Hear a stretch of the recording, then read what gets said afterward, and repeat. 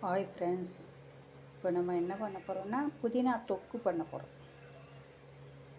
அதுக்கு என்னென்ன வேணுமோ பார்க்கலாமா? புதினா எடுத்து வச்சுருக்கேன். தட்டில் அளவிட்டு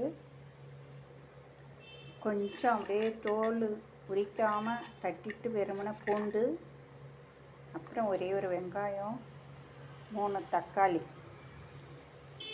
எல்லாம் எடுத்து வச்சுருக்கேன். எப்படி பண்ணுறதுன்னு பார்க்கலாம். இப்போ தக்காளியெல்லாம் 2 கட் பண்ணி மிக்சியில் போட்டு நல்லா அரைச்சி எடுத்துக்கலாம். இப்போ கடாயில் கொஞ்சம் எண்ணெய் விட்டுக்கலாம்.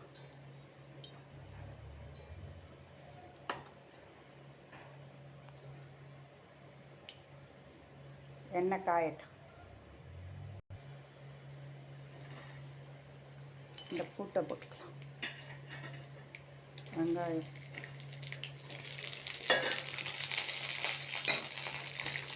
நல்லா வதக்கலாம்.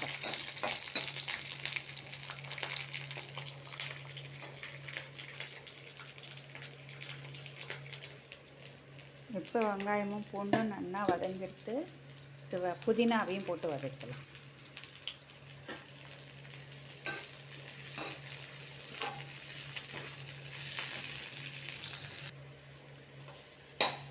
புதினா நல்லா வதங்கிட்டு ஆற விட்டு அரைச்சிக்கலாம். நம்ம இப்போ தக்காளி அரைச்சி வச்சுருக்கேன். இந்த புதினாவையும் அரைச்சிக்கலாம். வெங்காயம், பூண்டு, புதினா எல்லாத்தையும் அரைச்சிக்கலாம் போட்டு. இப்போ கடாயை பற்ற வச்சுக்கலாம். கொஞ்சமாக எண்ணெய் வச்சுக்கலாம் கடாயில்.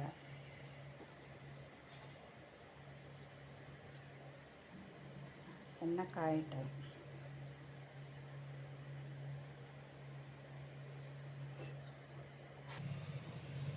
கடுகு கொஞ்சம் போட்டுக்கலாம்.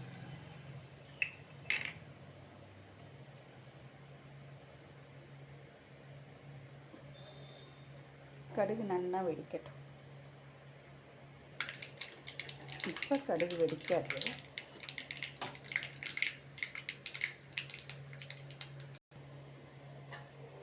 இப்போ நம்ம இந்த அரைச்சி வச்ச புதினா போட்டுக்கலாம்.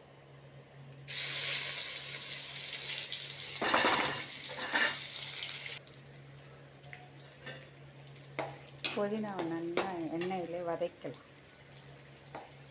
அரைச்சது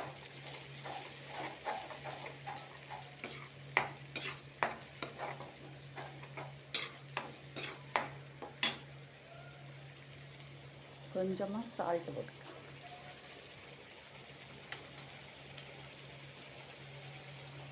மஞ்சப்பொடி கொஞ்சம் போட்டுக்கலாம்.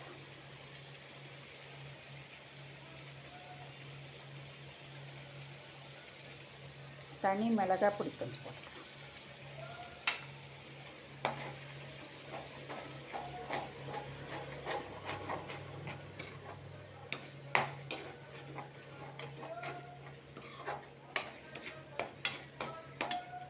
கொஞ்சம் ஜீரகப்பொடி போட்டுக்கலாம்.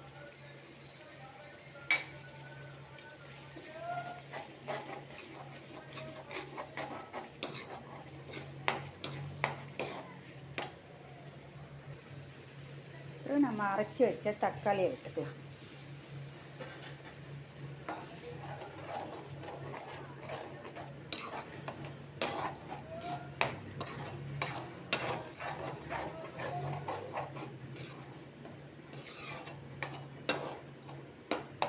நல்லா கொதிக்கிட்டோம் பார்க்கலாம்.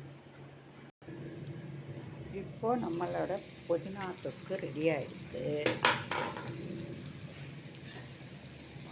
எப்படி எண்ணெய் பிரிஞ்சிக்காமல் வந்துருக்கு. சூப்பராக இருக்கும்.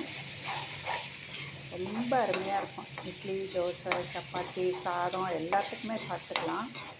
நல்ல டேஸ்ட்டாக இருக்கும். எல்லோரும் பண்ணி பாருங்கள் ஃப்ரெண்ட்ஸ் வீட்டில். நம்மளோட புதினா தொக்கு ரெடி. சூப்பராக இருக்கும். எல்லோரும் பண்ணி பாருங்கள். பாய்.